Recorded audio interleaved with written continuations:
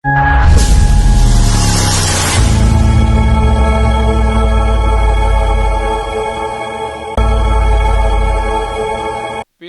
ಸುತನ ಮತ್ತು ಪುತ್ರಾತ್ಮನಾಮದಲ್ಲಿ amen. Hallelujah, hallelujah.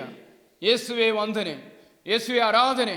ಪ್ರಿಯ ಸಹೋದರರೇ, ಇದಾ ಯೇಸು ಸ್ವಾಮಿ ತನ್ನ ಬೆಟ್ಟದ ಮೇಲೆ ಭಾಷಣದಲ್ಲಿ ಅನೇಕ ಮಕ್ಕಳಿಗೆ ದೇವರ ನೆರವು ನೀಡಿಕೊಂಡಾಗಿದೆ ಬೆಟ್ಟಕ್ಕೆ ಏರಿ ಹೋದದು.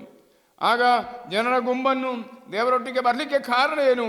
ಇಲ್ಲ, ಯೇಸು ಸ್ವಾಮಿ ಗಲೀಲಿಯ ಪ್ರಾಂತ್ಯವನ್ನೆಲ್ಲ ಸಂಚರಿಸಿ ಅಲ್ಲಿನ ಪ್ರಾರ್ಥನಾ ಮಂದಿರಗಳಲ್ಲಿ ಉಪದೇಶ ಮಾಡುತ್ತಿದ್ದ ದೈವರಾಜ್ಯದ ಸಂದೇಶವನ್ನು ಪ್ರಬೋಧಿಸಿದರು.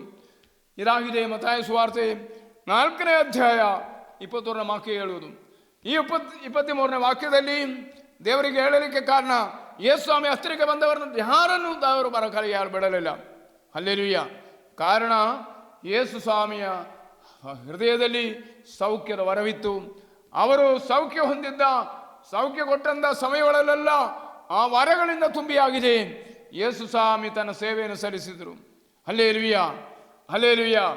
ಅದಾಗಿದೆ ಪ್ರಿಯ ಮಕ್ಕಳೇ, ನಾವೆಲ್ಲರೂ ದೇವರ ಸನ್ನಿಧಿಯಲ್ಲಿ ಯೇಸುವಿನೊಂದೇ ಬಹಳಲಿಕ್ಕೆ ಬೇಕಾಗಿ ಪವಿತ್ರ ಸ್ನಾನ ಯೇಸು ಸ್ವೀಕರಿಸಿದ್ದು ನಮ್ಮೆಲ್ಲರ ಜೀವನವನ್ನು ದೇವರಿಗೆ ಮಹಿಮೆಯುಳ್ಳ ಜೀವನವಾಗಿ ಮಾರ್ಪಡಿಸಲಿಕ್ಕೆ ಬೇಕಾಗಿ ಆಗಿದೆ.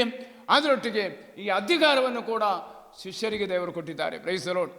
ನಾವೆಲ್ಲ ಶಿಷ್ಯತ್ವದಲ್ಲಿ ಭಾಗಿಯಾದವರು. ಆದ್ದರಿಂದ ಈ ಶಿಷ್ಯತ್ವವನ್ನು ಯಾವುದಕ್ಕಾಗಿ ಆಗಿರಬೇಕು? ಇದರ ಹೃದಯವನ್ನು ನಿರ್ಮಲಗೊಳಿಸಲಿಕ್ಕೆ ಬೇಕಾಗಿ ನಿಮ್ಮ ಹೃದಯವು ನಿರ್ಮಲವಾಗಬೇಕು ಎಂಬುದನ್ನು ದೇವರು ಬಯಸಿಕೊಂಡಾಗಿದೆ.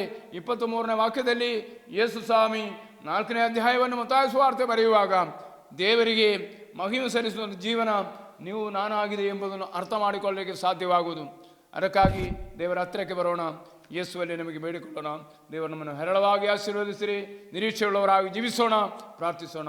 ಪಿತನ ಸುತನ ಮತ್ತು ಪುತ್ರಾತ್ಮನಾಮದಲ್ಲಿ ಆಮೆನ್.